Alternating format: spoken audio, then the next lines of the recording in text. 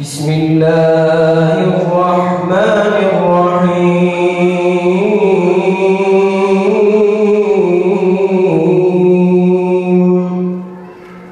سبحانك فقنا عذاب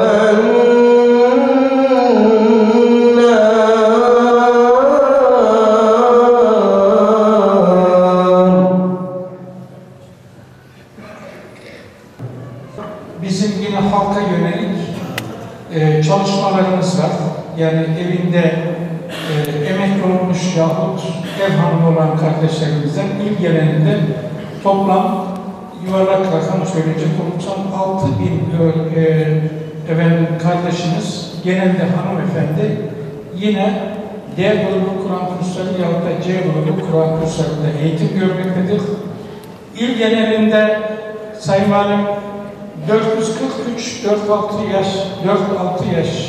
öğrenci şu anda eğitim almaktadırlar ve özet olarak bugün ise 2018'de mezun olan hafızlarımız toplamda 28 bayan, 43 erkek olmak üzere 71 hafızımız, 2018'de eğitim alan hafızımız mezun olmuş oldu.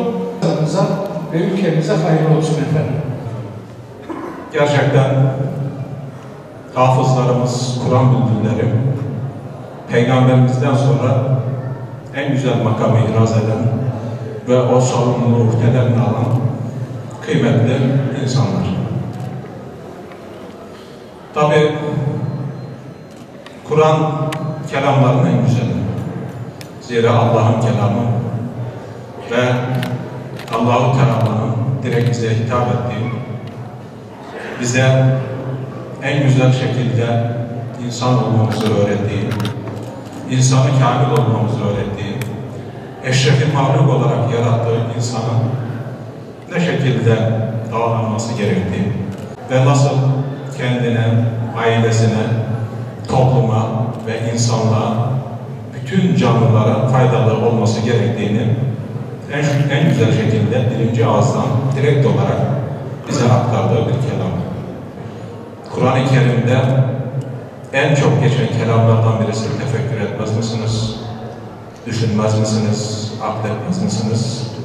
Onun yanında da sürekli olarak iyilik yapmayı, hayırlı insan olmayı, ahlaklı olmayı, erdemli olmayı ve Peygamberimizin hadisinde geçtiği gibi insanların en hayırlısı insana faydalı olandır ifadelerinde geçtiği gibi insanı bir kamil olarak yetiştirip kılıp insanlığa, bütün varlıklara faydalı olmayı öğütlüyor.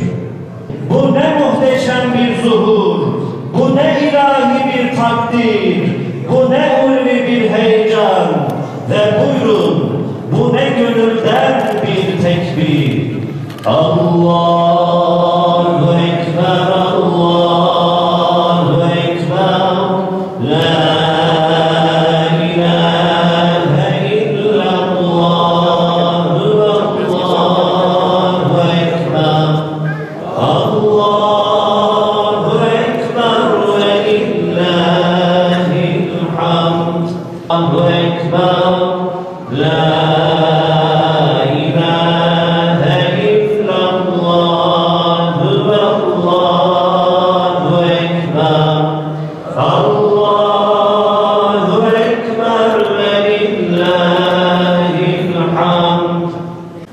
Ya